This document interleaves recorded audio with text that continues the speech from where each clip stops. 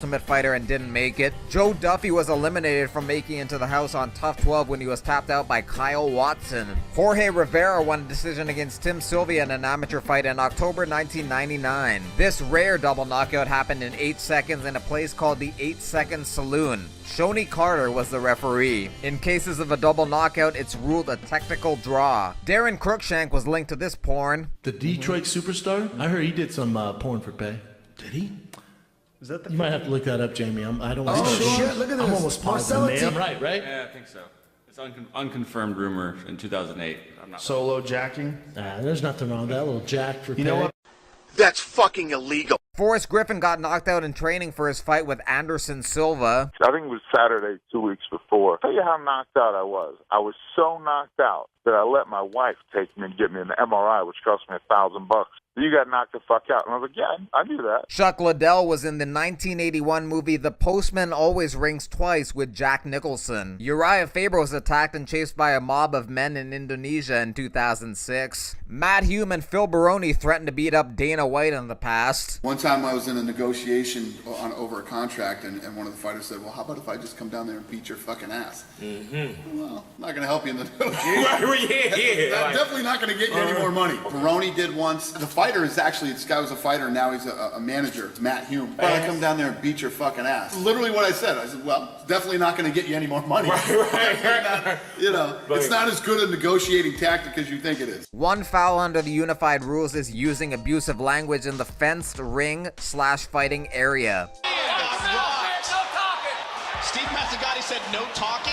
I didn't know that was a rule. Big John McCarthy says there's a big difference between talking and what I consider abusive language. Fighters can talk. In my opinion, something about race or something similar is abusive, uncalled for, unsportsmanlike, and wrong. Also, if someone chooses to take the back mount position and scream into opponent's ear to disorient and possibly perforate the eardrum, that would also fall under abusive language. Jeremy Horn has beat Chael Sonnen 3 times. Around 1997, Dana White lived with Mark Wahlberg for 5 months. Dana was a boxing coach and helping Mark prepare for a movie. Fighters who made their MMA debuts in the UFC include BJ Penn, Chuck Liddell, Matt Mitrione, Matt Riddle, Amir Sadallah, James Toney, and Mike Jackson. CM Punk is expected to do the same. Matt Brown overdosed on heroin and was clinically dead for a minute before being revived. After the incident, his friends ended up giving him the nickname The Immortal. Alex Caceres and Jorge Masvidal did backyard street fights.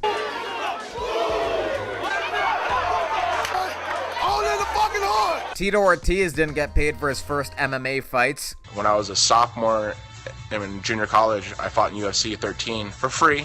I think I was the one and only UFC fighter ever to fight for free. Travis Fulton fought 313 times. He beat the same fighter 7 times. The UFC Octagon was based on Conan the Barbarian. Mark Munoz and Chael Sonnen wrestled one another in college. During the match, Chael went for an illegal knee bar and heel hook. Munoz ended up winning the match. Chris Weidman was the 2003 New York State arm wrestling champion. When Jose Aldo was a baby, his sisters were playing with him and accidentally tossed him into a barbecue, which led to the scar on his face. Eric Koch was supposed to fight Aldo for the featherweight title at UFC 149, but Aldo got injured. The fight was rescheduled for UFC 153, but then Koch got injured and the fight never took place. Josh Berkman dated Ariane Celeste. Donald Cowboy Cerrone dated Brittany Palmer. Kimbo Slice's real name is Kevin Ferguson, and he named 2 of his sons Kevin and one of his daughters Kevina and another son Kevlar. The only super heavyweight fight in the UFC was at UFC 28 between Josh Barnett and Gan McGee.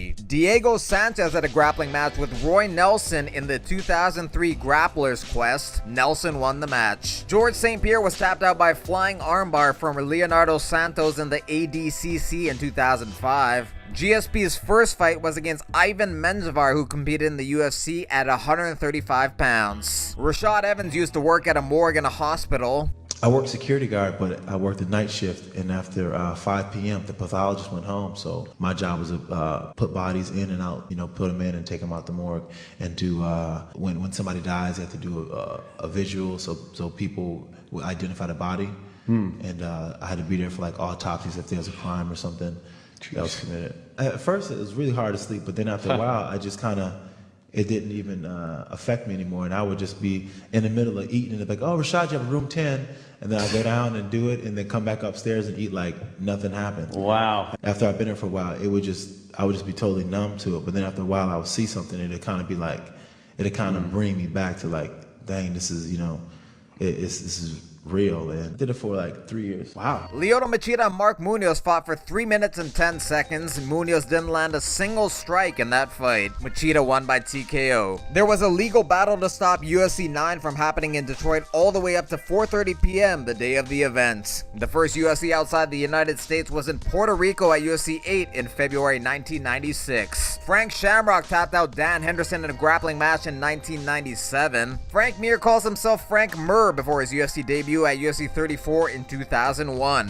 Hello, my name is Frank Mir. I'm 22 years old. I'm fighting out of Las Vegas, Nevada. Mir used to be a bouncer at the Spearmint Rhino Strip Club. His wife Jennifer also used to work there. Quadruple amputee Kyle Maynard had one amateur MMA fight in April 2009. He lost a decision. Shannon Rich has well over 100 fights to his name, but none of his fights have gone to decision. In his teenage years, Alexander Gustafsson was sent to prison for 1 year and 3 months for aggravated assaults. Gustafsson says, I cannot defend it in any way. It's something I'm ashamed of. I was young. I was stupid. At UFC 52, Joe Dirksen took a lot of punishment in his fight with Patrick Cote before making a comeback and winning by rear naked choke in the 3rd round. Minutes after the fight, Dirksen didn't realize why his hands were taped up and had to ask people if he fought that night and if he won. He also says his memory was so impaired at that point that he thought he was still married to his ex-wife. Matt Serra was supposed to fight at Pride 9, but the fight didn't happen because his opponent, Johil de Oliveira, was walking out to the ring and was burned by the pyrotechnics. The late Kevin Randleman slipped warming up backstage before his fight with Pedro Hizzo at UFC 24 and knocked himself out. The fight was cancelled and rescheduled for UFC 26. John Jones's nickname used to be Sexual Chocolates. Johnny Bones,